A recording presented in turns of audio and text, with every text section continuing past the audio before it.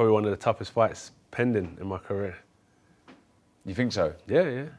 But I'm ready. What do you mean? I'm mentally preparing myself. There's a lot of pressure, I guess, for this fight, in the fact that everyone expects you to blow Ngannou away.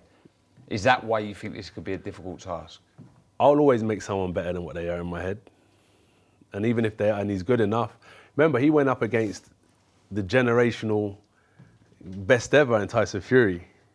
You know, I'm just quoting what other people said, innit? You know, if I put Fury in his ass, I wouldn't let him get up. AJ, thank you for joining me, mate. Thanks for having me. First off, what a great year you had. You said you was going to fight 3 times. You did. How do you assess your year? Just job done. In boxing, the fight's done, and it's just what's next. I don't really look at what I've done, like the year I've had. It was just, that's done now, what's next? That's just my mindset, really. But the fights themselves, they seem to get better with each one. You must be happy with that. First fight with Franklin, I would test my fitness, good 12 rounds. You know, didn't need to get out of second gear, comfortable. Hellenius, late change, late replacement, completely different style. I think it was on like the Friday of fight week or something like that.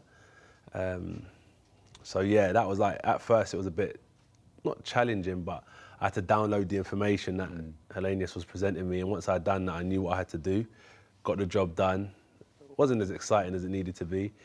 The end was? The end, yeah, the end is always good, especially in today's like generation with highlight reels. The highlight reel's been good. Not much you can take away from the Franklin fight, for example.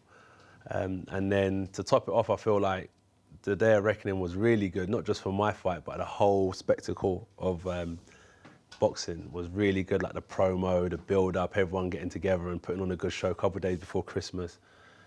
Just spot on, I think, so that was good. And as soon as I had won, though, it wasn't like, what a year, relax. It was, I just know in the back of my mind, as the story goes, what's next.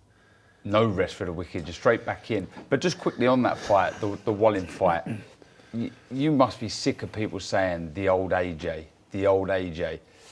Can you understand why people are probably saying he's back after that performance? Because it was shades of the old AJ with the way you were turning into the shots, that explosive power. I heard your commentary. Yeah, but we was impressed. It was the way you were fully rotating. Did you get it? Why people? I do understand, definitely. I do understand. But for every fight, I always add and take away certain aspects of my game. And you know what it was? I wanted to get better as a boxer, and like in terms of fitness, you know, you let your hands go. You know, you let hands go for 45 seconds on the heavy bag, you're gonna blow a gasket. And I could do that in a ring, but in a ring, when you're fighting someone with will, passion, hunger, and determination, they might not go down. So I started thinking, let me box a bit smarter here. Let me improve my game. I started watching like Tefilio Stevenson from Cuba, Felix Savon. Darren Barker. Yeah, Darren Barker. You're a bit shorter than those guys. But tall, rangy boxers who could establish boxing behind the jab and stuff like that. But I've done it in a way on my own instinct. Not training myself, but it's something that I wanted to do. Yeah. And I went searching where I could align my views with another coach. And remember, like with the coaches as well, it's having great open dialogue. So with all the coaches, I've learned a lot, and I've just been putting it all together. And that's what last year was about, is gaining a lot of experience. It made sense to me, and I just put it all together at the end. And that's where it's like, what's next now? Everything I've learned from every fight, I'm going to put into this next one and get much better. Much better. You mentioned coaches there, and you with Ben Davison now, and in between the corners there, you could see there was an instant chemistry. I could see you concentrating on what Ben was saying, and you was listening to instructions. How's that relationship been for you? Good. I've spoken to Ben Davison before a few times. I've listened to a lot of his interviews as well, and he's good. I like him, especially the whole team down there. Got a lot of respect for them. I love Derek James, top coach. The only thing is he's in America. I'm not American. As much as I want to be there, I can't actually put my whole life out there if I want to be fighting 4 times a year. And I need to progress in between fights as well. What I was looking at, it wasn't just like have a fight and then come back to England and chill out for 2 months, and then I actually want to be training all year round. So Ben was helping me in between, and so when I went on that aspect of boxing, throwing combinations, me and Ben kind of aligned our thought process, and Derek understands that when I'm back here I need to continue my process, so we all align really well. And with Ben, he will help me work on what I need to work on in order to be so powerful, so explosive, like decisive in my decisions in the ring, not hesitant, and not questioning if I put this combination together and they don't go, what happens next? I know exactly what to do, and that's what breeds confidence, is knowing exactly what to do in the ring. And that's why where I'm at now is, it doesn't matter the opponent, I'm just worried about myself. I'm not looking at downloaded. Like if I'm boxing you, I'm not thinking, what's Darren going to do? He's throwing a jab, I've got to do this. I don't care what you're going to do. I'm only focused on what I know I can do. So is Derek still in the frame? Is he still part of the team? Yeah, definitely. Yeah. We definitely still talk. But he's in America, that's the only issue. Yeah. But we definitely talk. I spoke to him before the fight, spoke to him about this next one. We're good. A lot of respect. I've got a lot of respect for Derek. So you mentioned this next one. Like we said, no rest for the wicked, just straight in, fighting on a Friday night. Yeah. Francis Ngannou. Yeah. What threats does he pose on the night? So I won't talk about his boxing aspect or his MMA aspect, because I think that's all everyone will know about him. I look at his mindset more so, because it all starts with the mind. And probably someone who has a goal. He's always said he wants to be a boxer from a young age. He's a dream chaser, and he's an achiever. So I'll listen to what he has to say about this fight, and then he'll give away his mindset, his game plan, and what he wants to do. But he'll come to win, like most people do, of course. But in terms of his story about how he come to France and went to America and that type of stuff, and wanted to go to England and all that type of stuff, that shows someone who's determined, willing, and will do whatever it takes to achieve his goals. Yeah, I mean, look, we'll talk about this fight in a bit, Fury Usyk.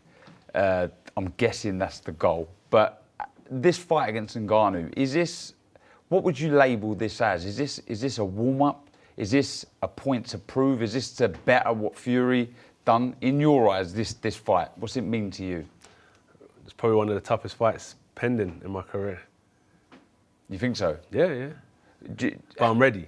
What do you mean? I'm mentally preparing myself. There's a lot of pressure, I guess, for this fight, in the fact that everyone expects you to blow Ngannou away. Is that why you think this could be a difficult task? I'll always make someone better than what they are in my head. And even if and he's good enough.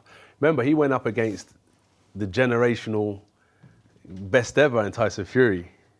You know, I'm just quoting what other people said, innit? You know, if I put Fury in his ass, I wouldn't let him get up. But everyone says he's a generational great. Yeah. And Ngannou managed to do something that no one expected. So he's done well. He's a determined man, and he's got something about him. So do you want to better what Fury done? I'm not looking. Everyone's going to compare, but I'm not actually worried about what Fury done. Me and Fury are completely different beasts. Yeah. Completely, genetically, strength, mindset. Like where I come in the game, I was boxing Fury up in the amateurs when he used to come down Finchley. He spoke to Steve Bunce about it. Like, I've always been on a different trajectory to Fury. He's done well, of course. He's done very well. But give me an opportunity to fight Fury and I'll show you what I'm about. But until then, I can just talk about it. But I can't look at what Fury's done and think anything, because me and him are so different. I'll do what I need to do. Okay, 2 last questions. Prediction, you v Ngannou. How do you win the fight? Any way possible. I won't say too much. Is it more than winning this fight? Do you want to look good? This fight is everything to me. Like every single fight is. Yeah. I put my heart, my soul, my spirit, my mind, every last piece of my DNA, my cells, everything that's making me what I am right now, I put it into the fight camp. And that's why it's everything, because there's nothing else. When it comes to fighting, there's nothing else. And look, the goal is, I guess, still remains to be, well, after this, I'm not focused on you're not nothing else. focused on it, but it's still to be beyond this is to be a three-time heavyweight champion. That is still the goal. I'm not focusing on that. No. Nah. But it sounds good though. Because if I don't beat this guy, what will everyone see? Well, you know boxing. What will everyone say? I know what you're saying, but the goal for me and I guess for you was to win a world title. Everything is on March the 8th. That is everything. Darren, I promise, everything.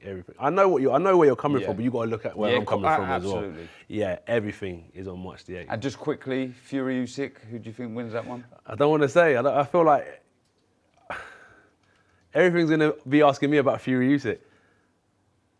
Do you have a preference who you'd prefer to win? Yeah. You can tell us? I don't want to sound like a hater.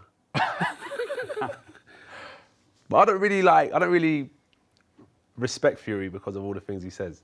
But who would you rather fight more, Usyk, Fury? Fury. All right.